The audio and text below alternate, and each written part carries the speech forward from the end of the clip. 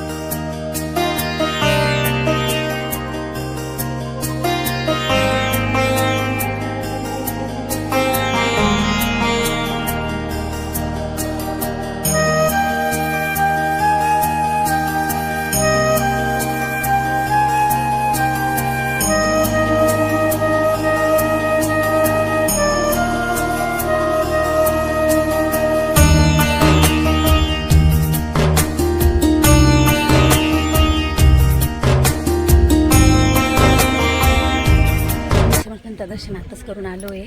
आता इकडे चाललो आहे पारायण करायला. इकडे मंडप टाकला आहे मोठा. मी तुम्हाला मोठा मंडप टाकलेला आहे. भरपूर सेवेकरी बसलेले आहेत पारायणासाठी. कुठं वैशाली ताई आणि पाटील ताई चालले आहेत. राहण्याची पण सोय केलेली आहे इथं महिलांसाठी, पुढे पुरुषांसाठी.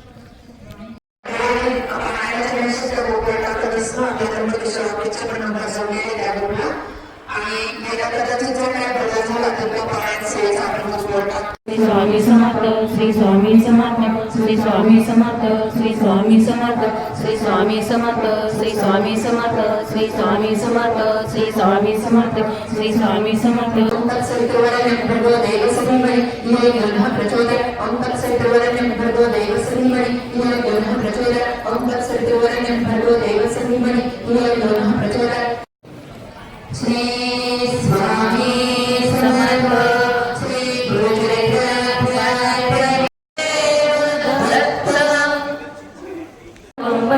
भूतसंभनायकं विशालकीर्तिदायकं काशीवासलोक पुण्यपापशोधकं विभुं. एक झालं आहे, वाचन थांबलं आहे. आता आम्ही नाश्ता म्हणजे फराळाचं करतो आहे.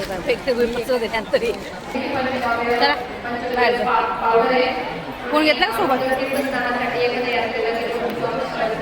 दिगंबरा दिगंबरा दिगंबरा दिगंबरा सरस्वती दिगंबरा दिगंबरा दिगंबरा दिगंबरा.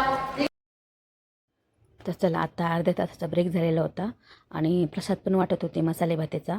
मग आम्ही प्रसाद वगैरे घेतला आणि त्यानंतर मग आम्ही थोडंसं बाहेर गेलो चक्कर मारायला.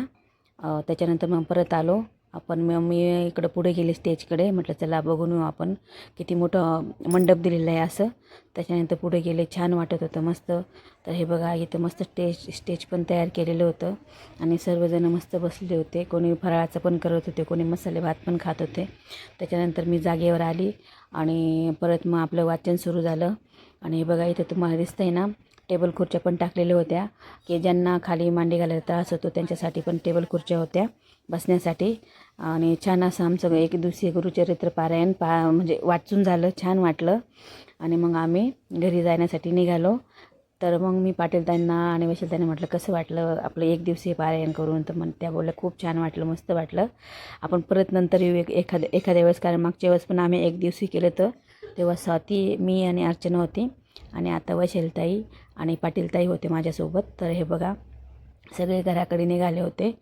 तर आजचा व्हिडिओ तुम्हाला कसा वाटला लाईक करा, शेअर करा आणि माझ्या चॅनलला सबस्क्राईब करा. भेटूया पुढच्या व्हिडिओमध्ये. तोपर्यंत बाय बाय.